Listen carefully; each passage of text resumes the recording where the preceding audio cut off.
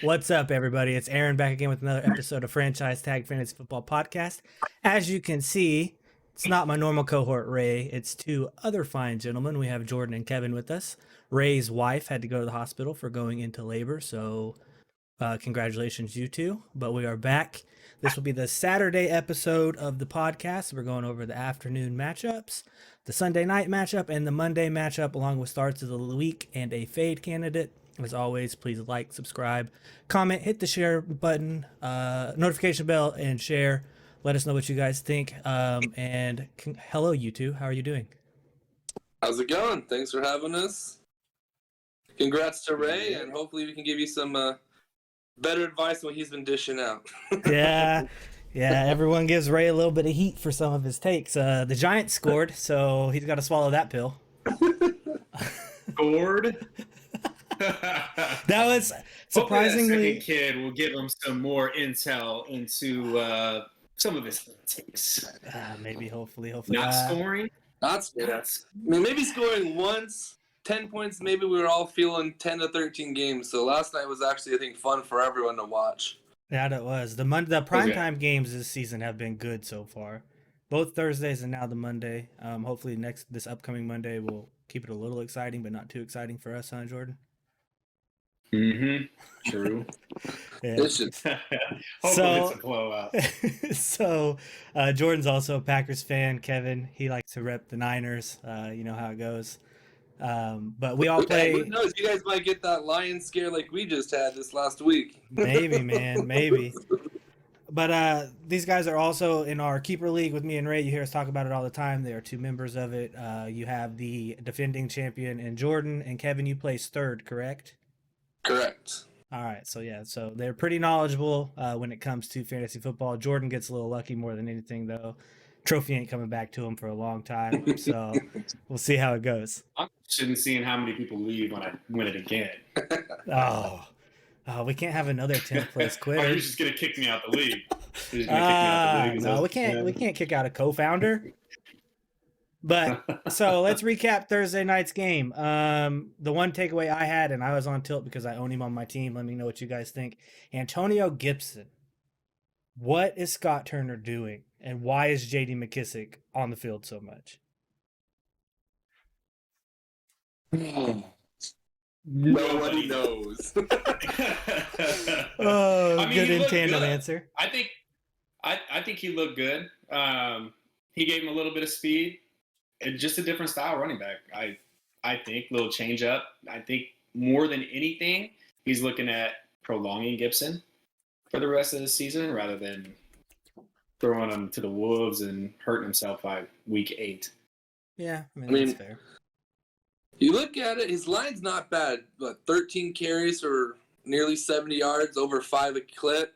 It's effective and 2 touches. So he did touch the ball 15 times. You're playing a top-ranked defense, slow start to the game. So, like Jordan said, you know, the days of most people getting that 25 touches a game, besides Derrick Henry, are kind of over. I mean, Look at Zeke sharing with the backup there, Pollard.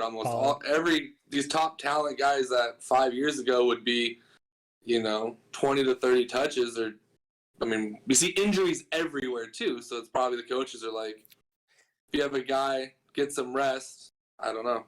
Yeah. Most def, I can see that. My biggest thing is with the takeaway on that, I think Jordan and I were talking about last night because I think you own Gibson in another league. Had that touchdown not went to J.D. McKissic, we wouldn't be having this conversation. You know what I mean? So It's just one of those things. Good news for you, Kevin. It looks like Terry McLaurin is going to be a very viable fantasy option now. Thank God. I was scared on a Thursday night with McLaurin. Heineke coming in. He actually looks good. I mean, I'm taking it back to last year. He actually looked pretty decent.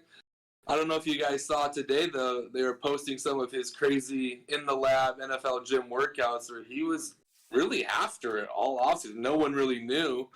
I think maybe Fitzpatrick was the signing of the veteran. Maybe give him another year under Fitzpatrick. Who knows what the long-term plan was. But I think he can play, and I think he's going to – I'll take 10 targets from McLaurin every game, and that's what it's going to be. How do you feel going forward? Are you going to be more nervous each week? Or are you No, going in it pretty confident. You're going into it confident every week. Giants are a good defense. Like we all talked about before the game. We thought, 13-10, 14-17 type game this week. Yeah. Giants pass rush is legit. So, like, rookie quarterback, this guy's going to be sacked, throwing picks, run. The weather was kind of crappy. And then they let him come out, sling it over 300 yards, like McLaurin 12 targets. So, clearly the target leader by double, I think, everyone else on the team. So I think if he does kind of the Fitzpatrick, the lock on one receiver and throw it to him every play of the game, us that have Terry McLaurin should be okay and confident, but we'll see next week. That is I do like that rookie they have to compliment him. Yeah. No, he had some good plays, Brown. Mm-hmm. But I definitely like seeing the hyper target share for him in this game. Yep. So we'll transition to the Giants side of the ball. Saquon, I got a lot of crap for saying sit him. I did. He finished with 7 points in our league format. Yeah, good call. I have him in a league too, another keeper league, where he fell to me at the 11th pick. Kelsey had already gone. It was, who do you take there? So I rolled the dice. Only league I have him in, but I sat him as well. And that was a full PPR league. And it's like, that's even more. I think I might get a couple extra balls in this game. 2 receptions. Yeah. 8 points in full PPR. I am more positive looking forward. I mean, he did break off that 40-yard run. A short week turnaround. He played pretty well. So, and then get the whole week's rest. So I think next week we should start having a little bit more confidence. Yep. That's how I feel too. I'm glad he got out of there without re-aggravating that injury. Showed some good spurts, but again, I think he made the right call of not playing him this week. Thank you. Appreciate that. He makes me nervous. Yeah. He makes me nervous. Well, we'll start by that big run. That's where I was like, okay, now Aaron's in trouble with his comments from last week. Mm-hmm. Then I saw the rest of the runs where he couldn't break a tackle. They were sending him up the middle. They weren't running really too much stretch plays. They were sending up the middle, and he just didn't look right. He didn't look like the old Saquon. That could be because he's just coming off the injury, kind of like Dak. He looks a little bit nervous in the pocket. Maybe Saquon's going through the same situation, trying to fill it out. But right now, going forward, until I see a little bit of burst, I'm not seeing that burst. I'm seeing Chase Young chase him down in the open field. That man is fast. He is fast. And I think it will come. Anyways. But not so much maybe the burst, but just the cut. Like, that you could really plant that leg and make a guy miss, or he's kind of downhill right now. One cut and go. He's not. You could see it too, right? Last night he was, instead of trying to be elusive like he normally is and break tackles and juke people out, he was just kind of falling over, leaning into the hit just to get the ground quick. Like just straight ahead. Yeah. So some guy broke the line. He tried to make a cut and he kind of tripped over himself. Yeah. Could be a little bit of legs underneath them, but it's definitely not seeing the same cutting, the same burst that we did. Yeah. So Kenny Golladay doesn't look good. He dropped quite a few balls. Couldn't get any form of separation. Go ahead. You got something to say? Yeah, I do. Why is nobody talking about how terrible of a throw that was to a wide open wide receiver? Talking about Darius Slayton? Open by 20 yards. Wide open, lofted up.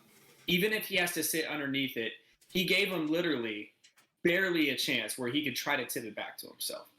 That was terrible. It wasn't a good throw. And if you watch the replay on that specific throw, the right side of the line for him is collapsing. He takes a little bit of a hit, so I think he rushed it a little bit. But like you said, he should have just lobbed it up. But I think he got in his own head on that one. But I agree. Horrible throw. And Slayton was mad. I don't blame him. I would have been pissed too. But Sterling Shepard looks like he's going to be a viable PPR option going forward.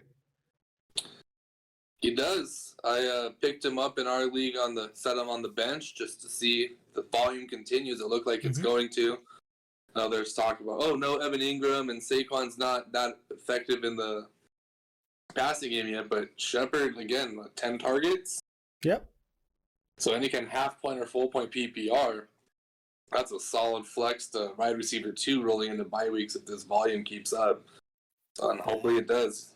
That it is, hopefully. I was gonna Anything say, else? emergency purposes and bye weeks. Yeah.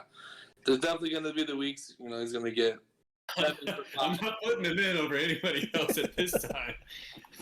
Well, you have that luxury, but some people might deep league like that. But I mean, he's going to have bad drafts. Get 7 catches for 35 yards. Like I said, if you're not PPRing, but as of now, Galladay doesn't look good. Daniel Jones can't seem to hit anyone in stride down the field. So these slants and ins and 5 to 10 yard zone where over the middle where Shepard's making his money might be there all year because I don't think Evan Ingram's probably ever going to come back. We've been waiting on him for 3 years now. Yep. Yeah, it's been a little bit. I would agree. All right. Anything else on this Thursday night matchup? Fun to watch. It Surprising. It was Thank fun. you. Yeah, I guess. All right, so we're gonna jump into the Sunday afternoon games. 2 days ago, we covered all of the morning games. So our first matchup, guys, is the Minnesota Vikings versus the Arizona Cardinals. It has a 50.5 point over under with the Cards favored by 4. Do you want to start on the Cards or Minnesota side of the ball? you're the host.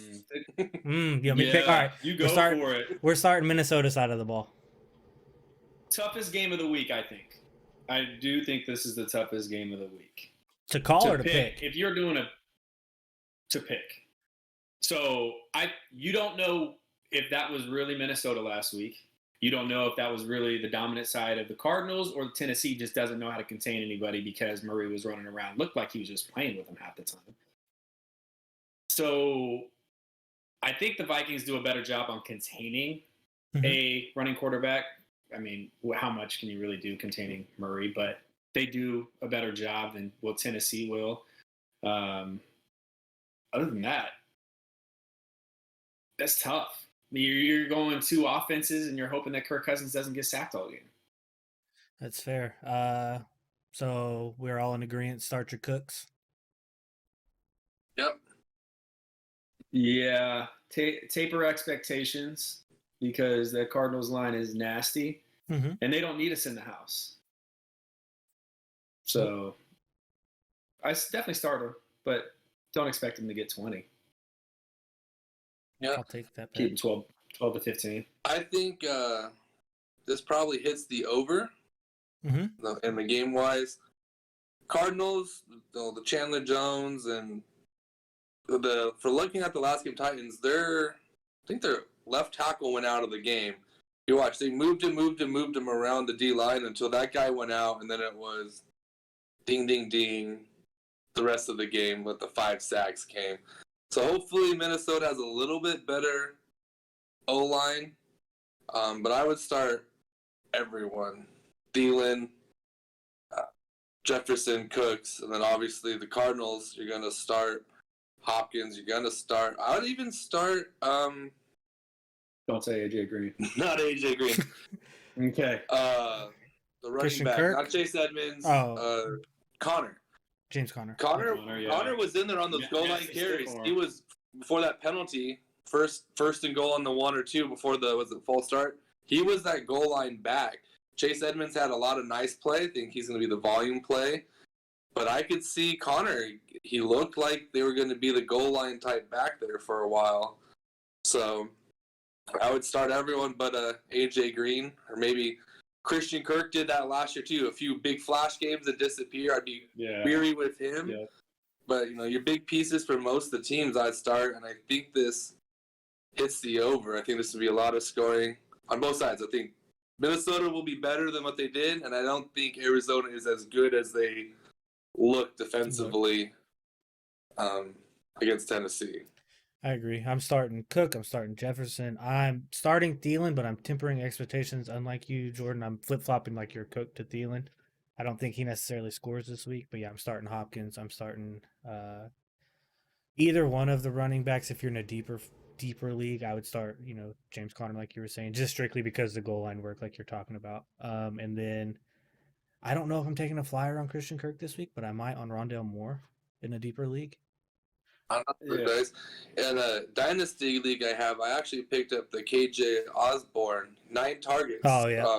Third wide receiver, young guy on the Vikings. So Minnesota. again, if it's a shootout, they're in, 3 wide receiver sets, whole second half. He got actually a good look. If they're going to focus Jefferson, Thielen, he might be the guy that's kind of left there. They don't really have a tight end presence right now. Yeah, So agreed. I have the Cards winning this game. I would take the Cards as well. Probably don't cover. I'm I'd going say with the it. Cards by 3. Maybe not cover that 3.5, 4. What's the spread? 4? 4. Yeah. So If the Vikings can contain Murray, at least slow him down a little bit, I give the Vikings a shot. They've got a powerful offense. Defense is a little wish-washy, but the strategies that they have that I've seen, being a fan within that division, they have the capability to do it. I believe Hopkins going to get his, but who else? I don't trust James Conner because he's going to get his touches, but I don't see him getting the yardage. And I don't like gambling on touchdowns in general. no, He should get the goal. Right. Yeah. He should get the goal work. But remember, Kyler Murray on the 1 yard line loves to run the ball 100 yards to the north and then just scoop into the end zone. Yeah, but Cliff Kingsbury. I had Kenyon Drake last year. I know. But the thing happened was Drake couldn't get in. I think he was the second or third highest goal-to-go rushing attempts. He just couldn't get in. So Cliff Kingsbury will line him up and say, run straight up the middle. So maybe his play calling's improved this year. So like I said, if you're into 10 carries for 30 yards and your fingers crossed for that touchdown, some people are. That's it. But other than That's that, exactly it. I think Chase Edmonds is the safe play. I would start him everywhere as an RB2. I think with his volume, he has the potential to actually break away one of those 20, 30-yard touchdowns, not just the goal line work. So, agreed. Jordan, who you got winning? I'm going with the Vikings. Okay. And I'm going with the over. I'd say they score about a little over 60. All right. Next up, we have the Falcons at the Buccaneers. This is a 51-point over-under, and the Bucs are favored by 12.5 points. So on the Falcons side of the ball, I am starting Calvin Ridley, and that is it. Agreed. I am It's one of those games. I'm still going to start Mike Davis, I think, on my flex, but I don't recommend it. Like, if I was a normal person, I probably wouldn't do it. I would sub him out for somebody with a higher ceiling. He's not going to have a high ceiling, but it's his floor that I'm like, okay, he should give me about 6 to 8 roughly in this game. So I'm going to stick with that, I think. This is the perfect fade candidate for me. It is, and I didn't want to fade my own guy on my team, so... Yeah, I think it's where you drafted him. If you were a 0 RB guy, you drafted him as kind of the RB2 with upside, you might be backed into playing him. If you were like yourself, Christian McCaffrey first round, and you have some running back depth, I wouldn't use him as a flex. I prefer more of a receiver at the flex. So it's kind of roster construction, I think, on starting Davis. He could find his way in the end zone. He catches more. That's what I'm gambling on. He catches more balls than people think, so if they are behind, he will get receiving work. He's not a complete, off the field when they're down by 20. But yeah, other than that, take your shot in any of the other receivers. I mean, but who knows? It's Kyle Pitts' game, maybe. But maybe. I don't know, man. Those Bucs linebackers are fast and good, so. Yeah. It's just one of those things. Because Pitts had a decent matchup last week, and he really didn't put up as much as I was hoping he would. Nope. So I think after this week, Pitts will be a buy low candidate. I don't think he's gonna have that good of a game. Yeah. But that pretty much wraps up the Falcons. They're not looking like to be a good team this year. They're looking like another top 5 Oh no, pick. this game's gonna get out of hand quick. So on the Buck side of the Super ball, fast. I'm starting everybody except for possibly It's back to the Chase Edmonds, James Conner thing with Leonard Fournette and Ronald Jones. It's kind of pick your poison at that point in time to me. But Tom Brady, I'm starting. Gronk, I'm starting. Mike Evans, Chris Godwin, and Antonio Brown. Like you said, it's gonna get out of hand quick. Yeah. They all might score a touchdown. You don't know. The one thing I'm going to say about Rojo, he had his god awful performance last week, got benched. You saw Bruce Arians last year. He will put him in the game, and he will run him a lot the next game, especially if they're down and they're going to need to run the ball. So Rojo, I'm putting a little bit above Fournette this week just because Bruce Arians does this. I'm going to come into your feelings a little bit, and then I'm going to help you out with his running backs. Also, Mike Evans got eliminated out the game. I expect him to be the top wide receiver this game because Tom Brady also likes to find the guy he left out the following week. Other than that, I'm starting everybody. Yeah, start everybody. Like Mike Evans was the man out last week. There's going to be one or two of the men out this week. It's, Russian roulette in a sense. You start all the Bucks, and then someone's going to get with the not optimal week while everyone else is fine and happy. I would actually temper expectations from Brady. I don't think he's going to have to do so much. They like to run the ball. If they're up, 15 to 20 points at half or fourth, they're just going to hand the ball to Rojo, or Fournette. So I could see the backs having a pretty decent day, and Brady himself might be a more 200, 250-yard passing, maybe 2 touchdown day instead of the explosion we saw last week, just because he's happy just handing the ball off as well. He's not, I agree. That's true. I agree. I am taking, obviously, I think we're all taking the Bucks in this one, right? Yeah, let's cover that spread too. All right. I don't know. I mean, we thought they would cover the spread against Dallas. I mean, we all talked about Atlanta having a good offense coming this season. Didn't look good last week, but there is that scenario where it is a repeat of the opening game for Tampa Bay where all of a sudden it's a shootout. But I don't think it will be. Yeah. Tampa Bay last year had one very bad away game against a not so great team. I don't think it'll happen this week. No. I don't either. Next up, one of the more exciting games that I'm looking forward to because I expect another shootout. We have the Cowboys versus the Chargers. They have a 55-point over-under, and the Chargers are favored by 3.5. You think Zeke has a bounce-back week this week? Yeah. No. We got one yeah, one no. Nope. You don't think so? I don't. Why not? No. Mike McCarthy. He's gonna play Pollard a lot more this week, I think. They're gonna get closer to the 60-40 split share. Chargers got a good defense too. So, and the Zeke effect, I'm going back with Saquon. Zeke does not look the same. And I don't think he got hurt. So he got paid. So you're saying Pollard on my bench is just going to go up in value for trades? He's going to a little bit. You know what? I like your take. Are you starting a season-long fade of Zeke then? If you didn't like him last week, you're not liking him this week to get better. You kind of think Zeke's on the way out overall for you? Or for me personally, yes. I was in the 4 spot for that draft. I saw Zeke going to me. I said, I got to get out of this. I saw him last year. I thought maybe it was just because his best friend got hurt all year. He just wasn't feeling it.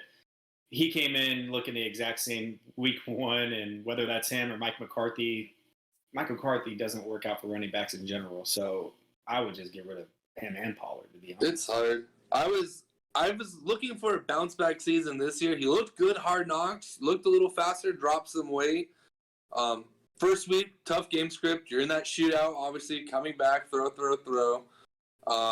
But that one play where he had the edge on 5-yard line that should have been a touchdown, and he got single tackled by a DB in the open field. That was the most concerning thing about last week was that one play. I mean, it was a tough matchup, the volume, but you can't beat one DB one-on-one at the goal line.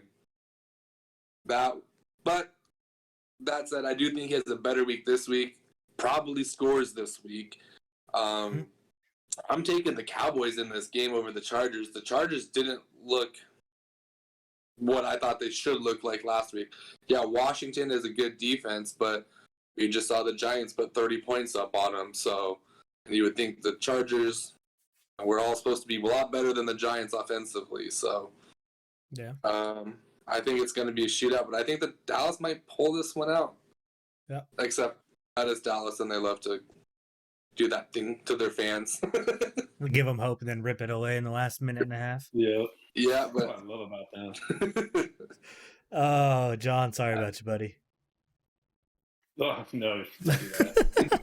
I'm sorry, Well, John. Sorry about you. That was his choice. That wasn't our choice. But yeah, I'm starting Zeke. I'm starting Cooper. I'm starting CeeDee Lamb. I'm starting Dak. Like we're talking about, it's gonna be a shootout. Start your Cowboys essentially. would you flex Pollard, Jordan, then? If you think it's going to be that 60-40 split, if you had to? No, No? I wouldn't touch him. My biggest concern is, you have an injured quarterback. Mike McCarthy knows he has an injured quarterback. Of course, his offensive coordinator is calling the plays, right? But you let the dude throw 60 times. It's not like the game was way out of hand. But what were they down? 9-ish? They threw 60 times with the dude that did not throw all preseason because he had an injured shoulder. All right. Now what are we doing going forward? The Chargers are going to throw the ball. That's just what they do. Yeah. That worries me. No. I love all the Chargers this game. Herbert's So going to just about throw to the say. ball. Got Keenan Allen, Mike Williams. What do you guys think of last week? Eckler, no passing game work. What? It'll come back. He'll come back. I think it'll come back slowly, but New offensive coordinator. That's why I bring it up. It's just. yeah. Yeah, but when you go slowly back, but these teams are surely. going to. Oh, go ahead, Aaron. I'm probably gonna say exactly what you're thinking. It's week one. Everyone freaks out over week one, like the overreactions. New offensive coordinator, new scheme. Like you just kind of got to get a feel for what works and what doesn't. And with them being in that big of a shootout last week, I do think Eckler's gonna get more check down work and actually get more routes ran, and catch a few more balls just to keep the ball moving a little more efficiently. Yeah, I agree. They're going to go back. They're going to look at the tape. They're going to say, okay, Eckler was open on that flat. Look for him, dump off. They'll start doing that. Week one is weird. You won't see me in the waiver wire ever in week one because it's weird. It's overreaction. Stuff happens that'll never happen again. Wait until next year. I'll repeat that same thing. Sorry, All right. John, again. I am like Kevin in this one. I have the Cowboys winning. They're one of my close pendulum upsets this week. What about you, Jordan?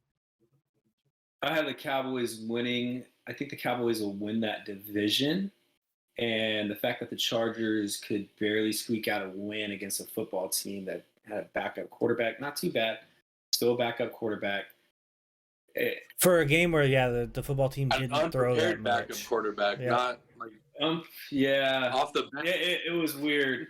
I expected the Chargers to do more, and they didn't. And we can't really tell where the Washington football team is, or the Chargers are. Sorry, after watching them against the Giants and now the Chargers, it kind of tells me where the Chargers are at in a little bit. Before I forget, taper expectations on Keenan Allen. He's going to have Diggs on him all game. Diggs followed Evans all game last game. That's going to open stuff up for Mike Williams and Cook. Yep. I'm going to go with Dallas. What was the spread, or what was the over-under? 3? 55. With the spread of 3.5. Yeah. Ooh, that was a tough one. I'm going to say under on it. Okay. All right, next up we have the Titans and the Seahawks. That is a 54.5 point over under with the Seahawks favored by 6.5 points. And this one I am definitely going to start Russ. I'm going to start Tyler Lockett. I'm going to start DK. And then Chris Carson for where normal people drafted him. You're looking at a low end RB2 or a high end flex play. So I'm probably going to start him as well because that Titans defense showed absolutely nothing last week. I agree, but I don't think that's the Titans defense we're going to see going forward. I think they're going to be much better. You're just not going to be able to see it this week. Let Russ cook for about 9 weeks, and they fall in that 9 weeks.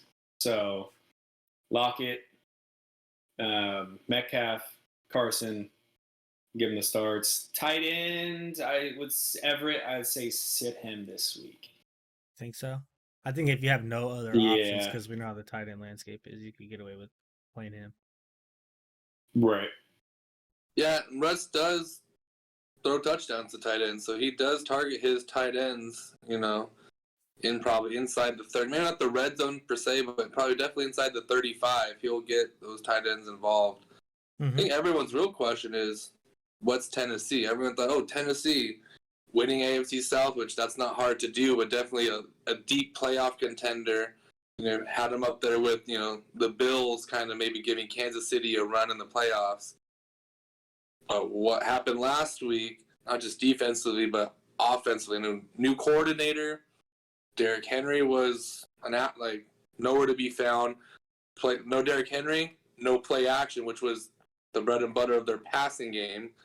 The 3-step, get the ball out quick, wasn't ever a thing for them. So offensively, are we starting Titans besides A.J. Brown and Derrick Henry? I would start Tannehill. I would. That line. It's tough. That play action doesn't. Bread and butter was play action last year, but if that's not part of whether it's coaching not calling as much play action, or like last week the running game just was not working, doesn't work. So does Julio show up this week and actually have a balanced wide receiver core? I think this is the week where if you drafted Julio, you might not necessarily play him this week, but this is the week where if you're going to be able to drop Julio after this week. Disagree with that one, only because I do think it's a tough matchup for the Titans. So you got to wait until you start getting those tough matchups, taper expectations a little bit on Julio, but don't get rid of them, because just like Derrick Henry, people were saying he didn't look good last week. Well, in 2018, he didn't look good for like 12 weeks. All of a sudden, the last 4 weeks, he's the top running back in the league, right? Sure. That's fair. You're going to have to wait on Derrick Henry. You drafted Julio pretty high. You're going to have to wait on Julio, just not this week. You're going to have to wait until those matchups come down a little bit and get that offense flowing. And it shouldn't be that tough of a matchup. I mean, Seattle's defense hasn't been anything that scary for a while. They're more of that Dallas type, we're going to score, 40 points because the other team's going to score 35, and that's how they've been winning the last 2 years now. It's, the whole... Last year especially, yeah. So it could be more of a shootout than we think, but it's not... Yeah, Derrick Henry should get it going a little bit. He's just looked off ever since Green Bay ruined his career. I'm just kidding. But he looked off last week. Yeah. Budda Baker busted Lumen, whatever his name is, busted him on his butt, and he wasn't even sprinting after him. What is going on? So maybe it's all of Tennessee that was off. I expect Derrick Henry to get it going a little bit, not too crazy. AJ's going to get his. Julio, I don't think he's going to get his yet. If they can fix that line, though, that offense should. AJ Brown's raised number 1 wide receiver on the year, so he better get it going so Ray can hold up his end of the bargain, or else he's fired. That's awesome. Yeah, right? He did. So next up, we have the Kansas City Chiefs, Baltimore. Oh, excuse me. Who do you have winning?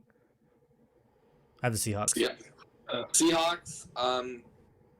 If the Titans turn it around, I wouldn't be surprised if they pull up the upset. But I think the Seahawks will win.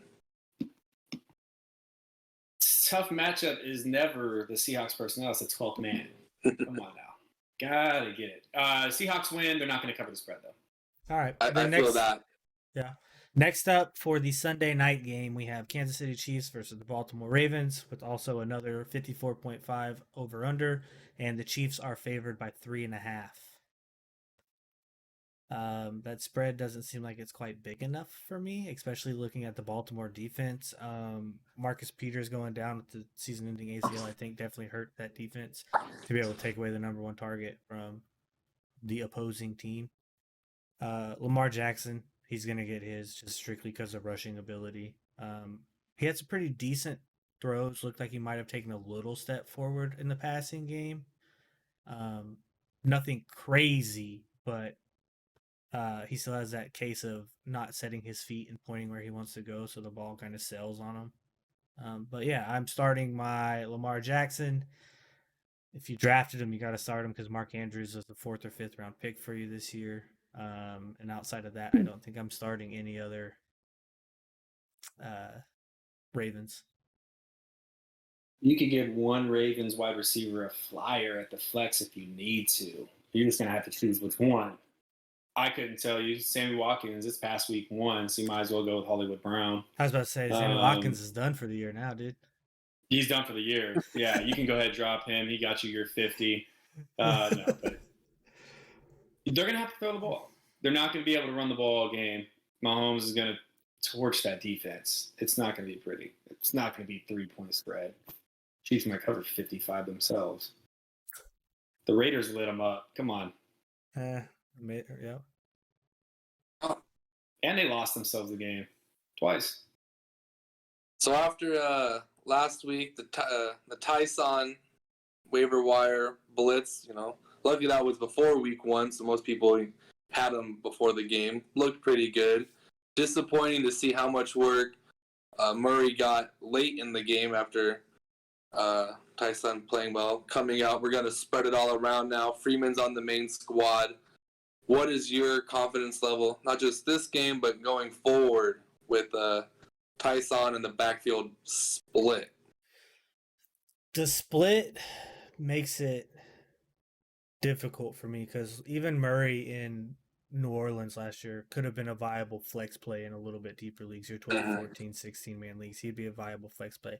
I think now both of those, Tyson and Murray, go to flex plays now. Not necessarily in your top 24 every week, but some weeks they might hit, one of them might hit 20 and the other one might be at, 34. So they'll both be playable going forward, but it's kind of like the Shanahan offense at this point in time where you got to pick what running back you want to go with this week. And if you have both of them, sorry for you. Yeah, you're talking about a very low floor for both of them.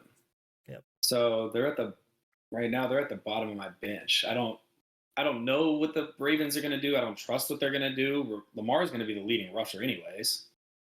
Yep. I'm okay with staying away from the whole thing. The only thing that did last week was concern me about the Raiders' rush defense. Or, what am I trying to say? Run defense. There you go.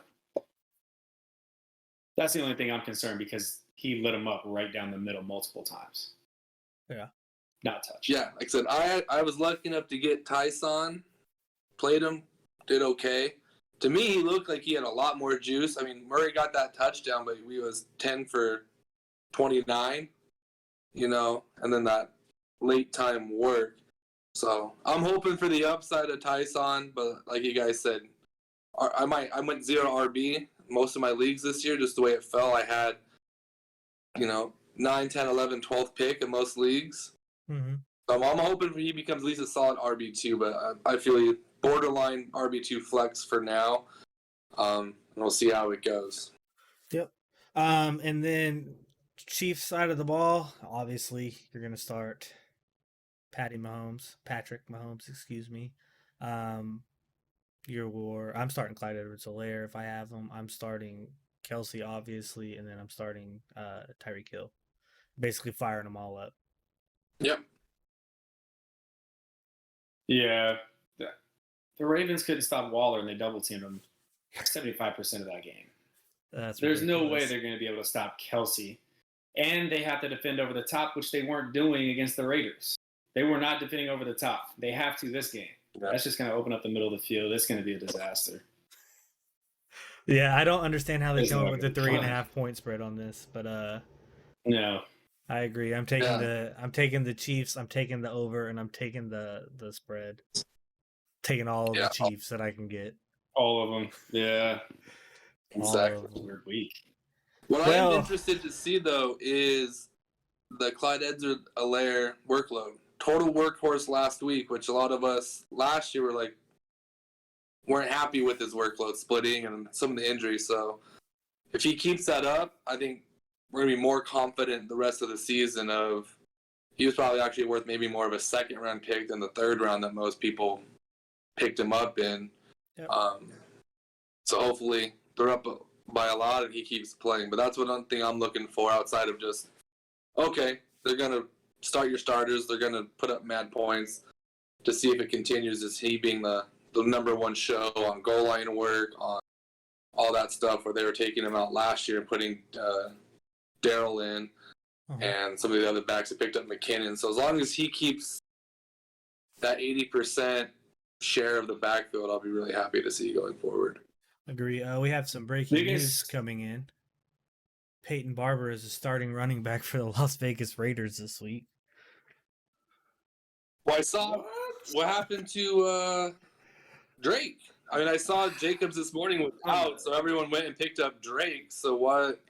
Or is maybe this he's just there. Gruden? Maybe he's their change of pace back. This is just John Gruden being John Gruden, apparently. I love John Gruden. That is it. Oh, so yeah, that's some breaking news there. Old John Gruden. So, which means, brings up this old question that I know Ray has been dying to ask. Yes. Jamal Williams or Kenyon Drake? Jamal Williams. Oh, Jamal Williams. I'm a fan of Jamal. I think Jamal Williams is a flex all year long. Same. I gotta ask why. Why? No receptions. So if the game goes like we think it's gonna go, right? Sorry to cut you off, Kevin. The Packers are gonna be ahead for majority of this game, if not all of it. Jared Goff and the Detroit Lions got it done by trailing. Yeah, a lot of it was garbage time, but guess what? San Francisco jumped up early. They let the foot off the gas, let the Lions come back into it. The receivers weren't targeted at all. It was TJ Hawkinson, DeAndre Swift, and Jamal Williams. And as we know from Green Bay, 1-8. As we know from Green Bay, point targets. Jamal Williams is a very viable pass-catching running back, and he's really good at pass protection. So he might give Swift the bump in more plays than we think. And I agree with Kevin that I think he's going to be a flex play all year long because they're going to be down almost every game they play. We talked about Saquon. I played Jamal Williams over Saquon. And it's a full-point PPR league. Saquon got me 8 points. Jamal's going to have 6 catches. It's but DeAndre 9 last week. Yeah, like I said, same game script. Niners 31-10 at half. Green Bay's going to be 30-10 at half. Throw. And like you said, both Williams and Swift 10+ targets by the end of the game. And Hawkinson. Don't forget now, Tyrell Williams out with concussion. So he was their leading receiver, but they don't have anybody. So it's going to be dump. And I just think all season long, like you said, just like he was valuable in Green Bay with Aaron Jones there, like he would catch just as many balls as Aaron Jones. Pass protection. He's a locker room guy, and he's pretty effective. He's not talent for talent, the guy above, but the little things, leadership, pass pro, and then just coaches like him. So I think all year long, it's going to lead. They're like 50-50 for now. They're going to lead more. I can see 60 to 65% to 35%. But he's going to get, I project, probably 5 receptions a game the entire year. And then he was in on goal line. If they're trading off goal line series, they both scored touchdowns. That touchdown really put him over the top at the end, but he's that player. I like him better than James White. I like him better than a lot of those kind of guys. It's like him or Nyheim Hines right now, and I think I trust him more than Nyheim Hines, and I like Nyheim Hines, but I think Jamal Williams has a safe, reliable role season long as a complementary back, if you will.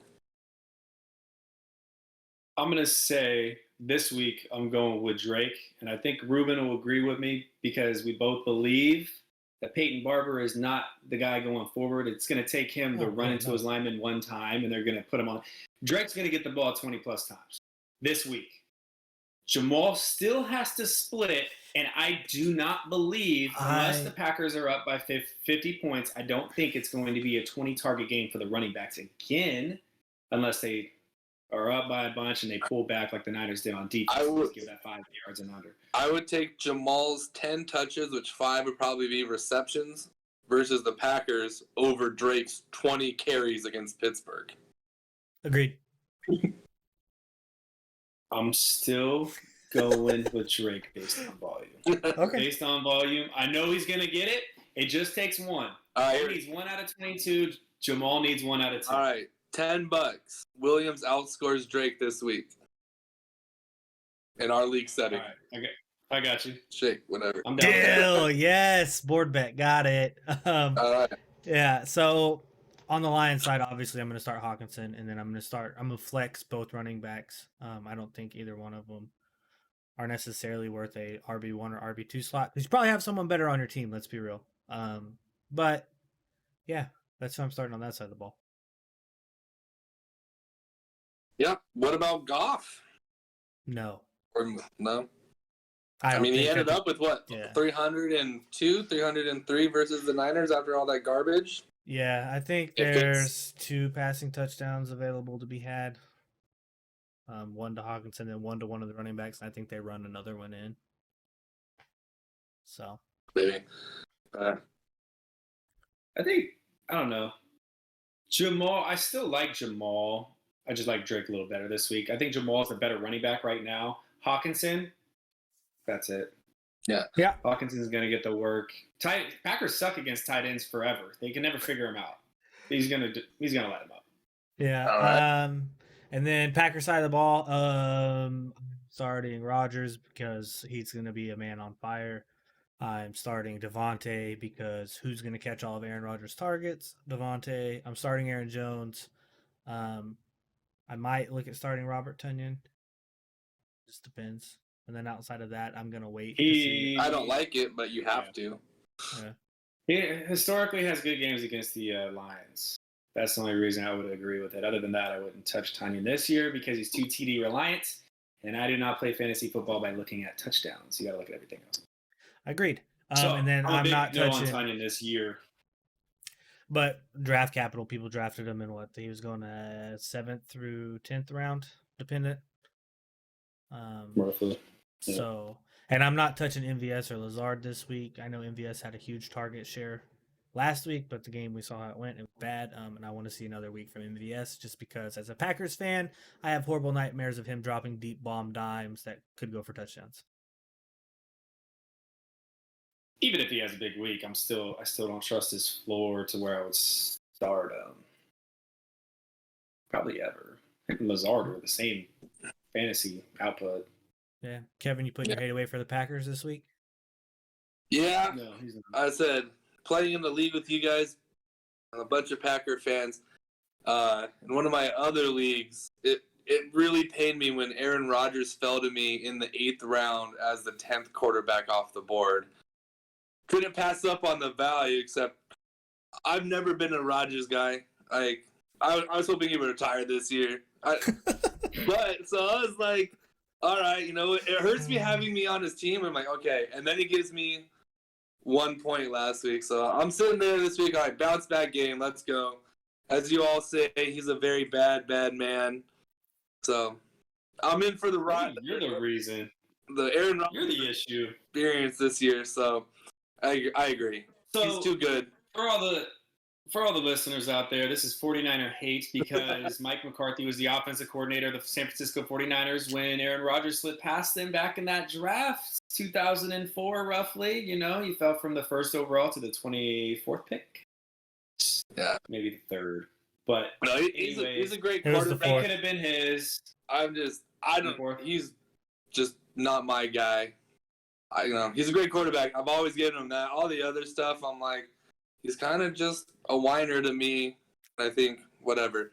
Great player, but especially playing in the league with you guys, I just always like seeing Packers fail. I purposely haven't drafted Aaron Rodgers or Devontae Adams or any Packers in the longest time. I have them both this year. So I'm all in. Let's go. Welcome to the Go fan Pack, club. go. Go Pack, go. Congratulations. When Huh? you say he's a complainer, how do you feel about Phillip Rivers? It's Philip. He's not good enough to care about what he's complaining. There it is. That is hatred. That is hatred. On the field, in their heydays, top 3 still now. I think he's always been the third best, and I think that pisses him off. It was Brady, Manning, Rodgers. Now you got Mahomes. Brady's still there. He's never. We had Breeze. I took Breeze above him. He was always, and he's a great quarterback, and some say the best ever actually true touch on the ball. I mean, everyone has their favorites, right? But I think for whatever reason, he's always been pissed that he's never been truly, even winning the MVPs, considered the best in the league. And some years he's, won the MVP. He's always in that conversation, but. Have you seen that man play while he doesn't have any motivation? It's not pretty. Yeah. He gives himself anyone the motivation, the anger. That's what it is. A lot of that stuff, he feels himself to go out and play better. But this is what also scares me now. I have him on some teams. That's what it looked like last week. And is this week going to be different? Or is this going to be the, DGAF season? I'm fucking getting my money and I'm the fuck out of here. So I can swear on the program. And this is, you're in for a long season as Packer fans where he's just like an F you to the coach and the management and just, he looks like he's living in a trailer outside the stadium right now. Is this going to be... He does look like that. I'll give you that. He's got to cut that. Is he going to get that mop off fired? his head. Like I said, from last week, he's going to be pissed to come back with that, that Rodgers rage that you expect. Or is this whole season just going to be and then Rodgers next year wherever he goes and big.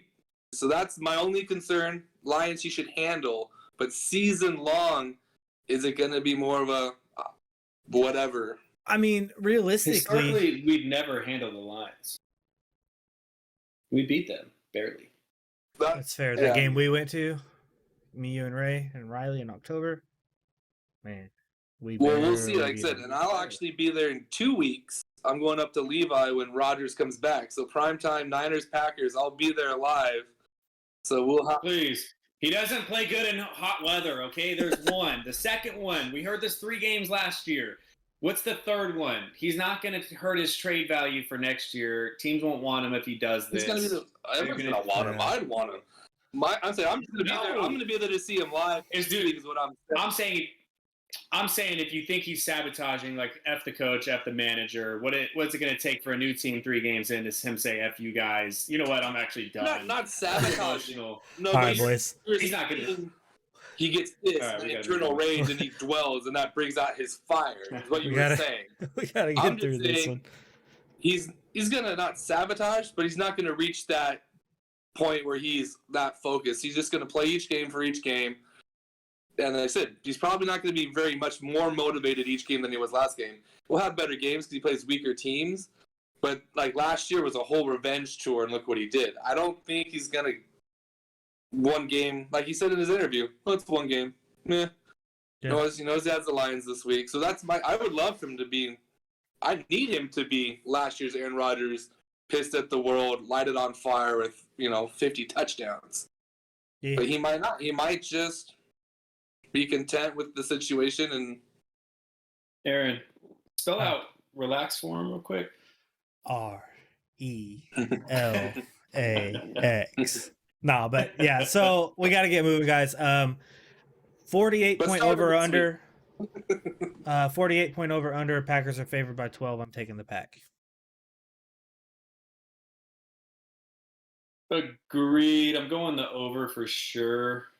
I'll take the Pack. I think the Lions are going to get a lot of garbage time. We have not blown out the Lions in a long time. It's always been a close game for the last couple of years. I think this one changes because they're going to have a little motivation after this Saints game. Yeah, especially defensively. I don't like that 12-point line. So I don't know if I'd take the spread. Definitely Pack wins, but that's a lot of points for a lot of garbage time to mess up your bet if you're betting. Yep. It is. Yep. If I were putting money on it, I wouldn't take that. I'd just take the straight up money line. Packers win. Yeah. And what about A.J. Dillon for flex?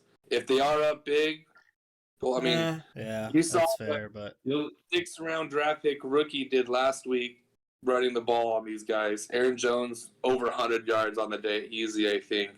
They are up big. Any kind of A.J. Dillon fourth quarter flex consideration? Yeah, I think the I can see that. LaFleur, he'll have Aaron Jones, he'll have Dillon. It's a blowout. You're going to see Hill just go right up to the top. He's going to keep those guys kind of hand in hand, I think, all year. Same amount of touches. Aaron Jones, of course, is going to be a little more.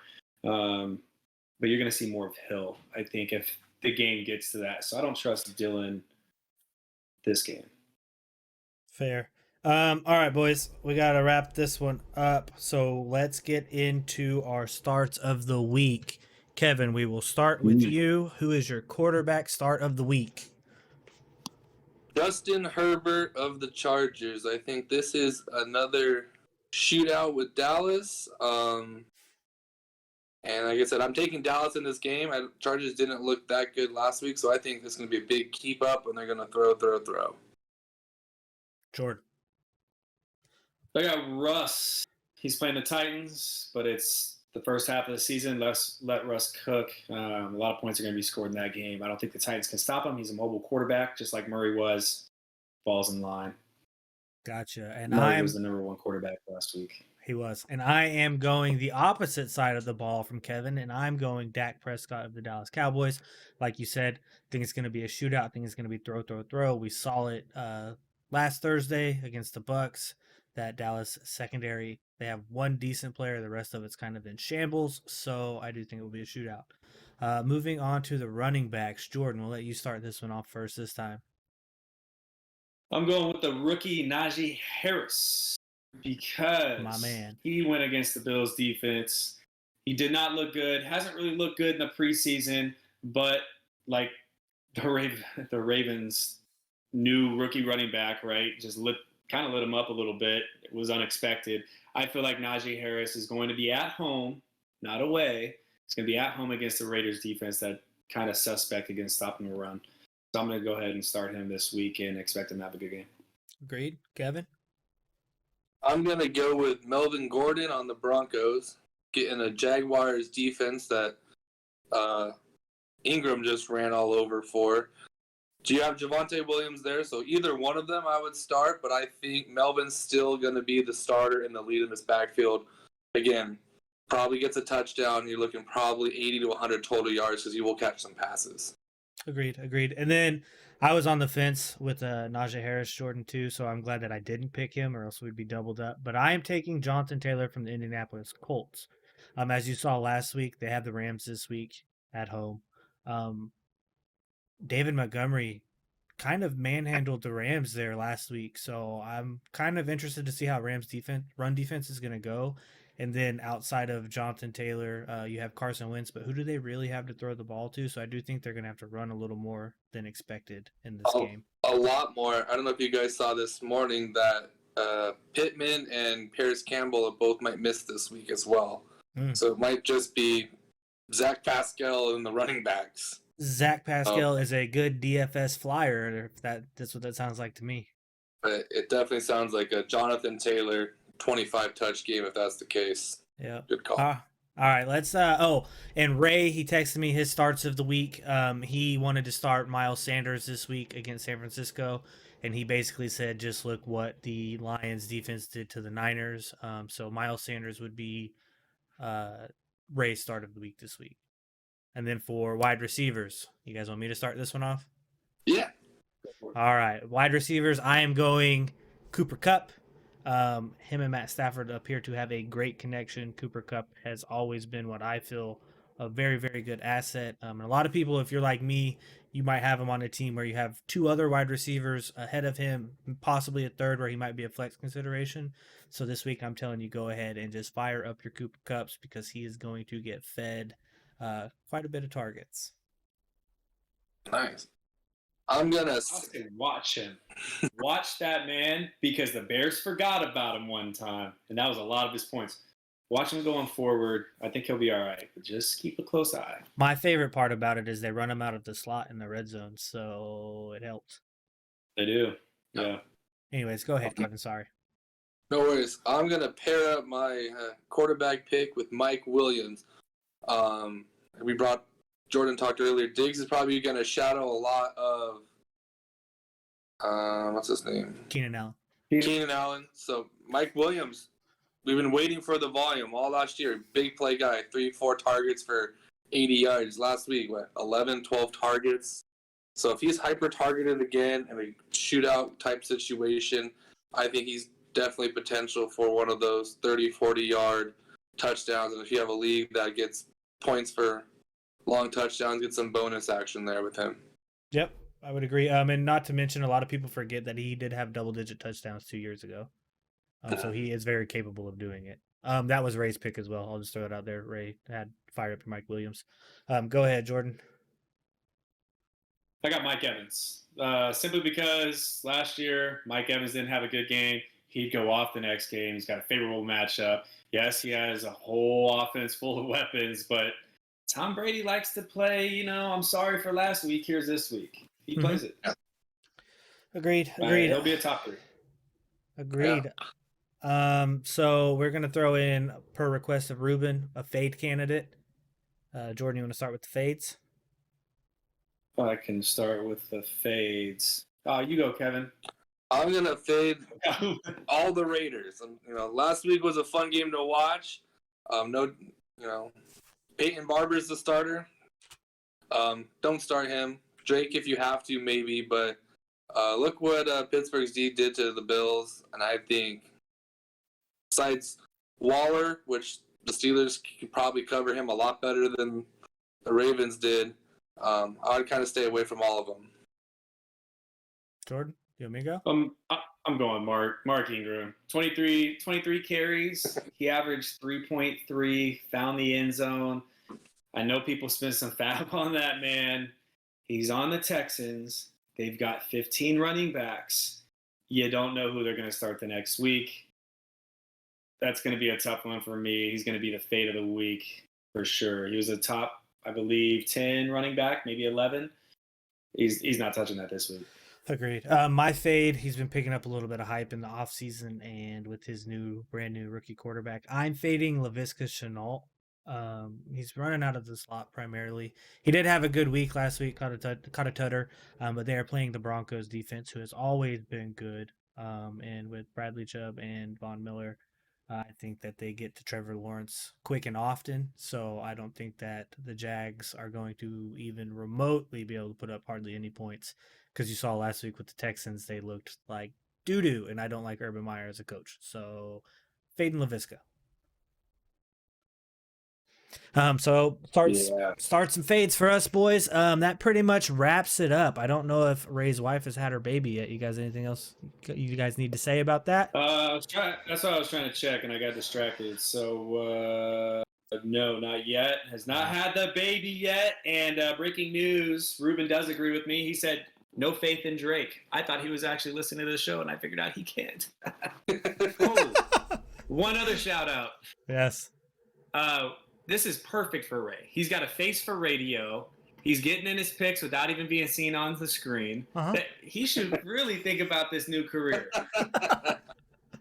All right, gentlemen. It's been fun, though. Congrats, Ray. Thanks for having us, Aaron.